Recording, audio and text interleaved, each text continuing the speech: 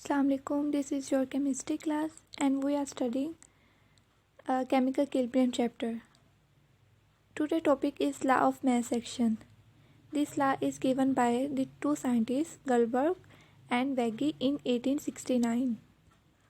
According to this law, the rate at which a substance reacts is directly proportional to its active mass, or rate of a reaction is directly proportional to the product of active masses of the reacting substances. मतलब जो भी reacting substances है या reactants है, उन reactants में जो active messes होंगे, ठीक है, उन एक्टिव मैसेस जितने होंगे उतना ही उस रिएक्शन का रेट होगा. ठीक है, जनरली हम कहते हैं कि जो रिएक्टेंट्स है उसके अंदर एक्टिव मैसेस को हम उसके मोल DM³ में उसके यूनिट्स लेंगे. यूनिट उनके क्या लेंगे? मोल DM³, और उसे हम एक्सप्रेस करेंगे स्क्वायर ब्रैकेट्स के अंदर. ठीक है, अब अगर हम एक्सप्लेनेशन इसकी देखें, अब देखो कि A plus B reactants, suppose किए हैं कि A या B कोई भी रिएक्टेंस है. ठीक है, ये C और D प्रोडक्ट्स बना रहे हैं. ठीक है, KF जो है ये फॉरवर्ड रिएक्शन के रेट को शो कर रहा है और KR जो है ये रिवर्स रेट के रिएक्शन को शो कर रहा है. ठीक है, अगर मैं ABCD की मोलर कंसंट्रेशन देखूं, मतलब ये जो रिएक्टेंट्स है ये सारे, इनके मैं एक्टिव मैसेज देखूं, तो इसे मैं स्क्वायर ब्रैकेट से शो करूंगी. ये A square bracket shows the molar concentration of A, B shows the molar concentration of B and so on CD के अकॉर्डिंग टू लॉ. अब इस लॉ के अकॉर्डिंग में देखो, हमने ये डेफिनेशन में पढ़ा कि rate of forward reaction directly proportional to the product of active masses of reacting substances.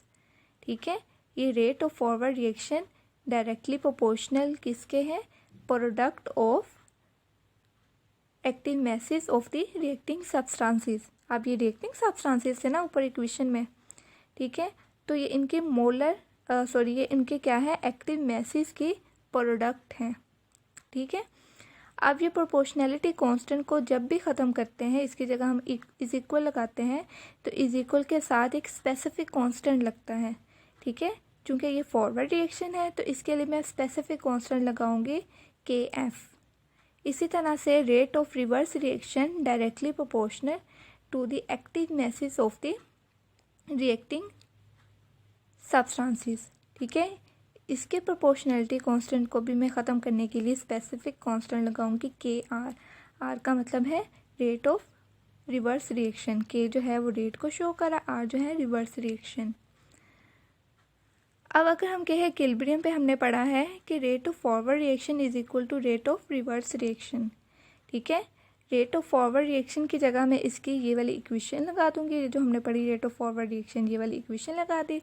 और रेट ऑफ रिवर्स रिएक्शन की जगह भी मैंने जो है इसकी ये वाली इक्वेशन लगा दी. साइड पे देखें, ये मैं राइट हैंड साइड पे देखूंगा तो ये KR जो है यहाँ पे डिवाइड हो रहा है. ठीक है, ये दूसरी तरफ अगर मैं इज इक्वल की दूसरी तरफ लेके आऊँगी तो ये यहाँ पे आके क्या हो जाएगा? डिवाइड. इसी तरह ये वाली तो जो हमारे पास स्पीशीज सब्सटेंसेस है, ये यहाँ पे मल्टीप्लाई हो रहे KF के साथ. अगर मैं इसे इज इक्वल की दूसरी तरफ लेके जाऊँगी तो ये यहाँ पे CD के साथ क्या होंगे? डिवाइड होंगे. इस तरह से देखें, KR दूसरी तरफ राइट हैंड साइड से इधर आके जो है वो डिवाइड हो रहा है, और AB जो है वो लेफ्ट हैंड साइड से जाके इस तरफ आके क्या हो रहा है? डिवाइड. अब देखिए ये इसमें नोमिनेटर और डिनोमिनेटर दोनों में आप देखें कि कांस्टेंट है. KF भी कांस्टेंट है और KR भी कांस्टेंट है. तो ये दो कांस्टेंट्स यूज़ करने की बजाय मैं एक कांस्टेंट भी यूज़ कर सकती हूँ इन दोनों की जगह. तो इन दोनों की जगह मैंने एक कांस्टेंट यूज़ कर लिया KC. ठीक है, KC का क्या मतलब है? KC का मतलब है रेट ऑफ इक्विलिब्रियम कांस्टेंट. ठीक है, तो इनकी जगह मैंने लगा दिया KC और बाकी जो है ये आ गया. तो ये लॉ ऑफ मास एक्शन हमें जो है रिलेशनशिप देता है between the active masses and the rate of reaction. तो ये लॉन्ग क्वेश्चन है.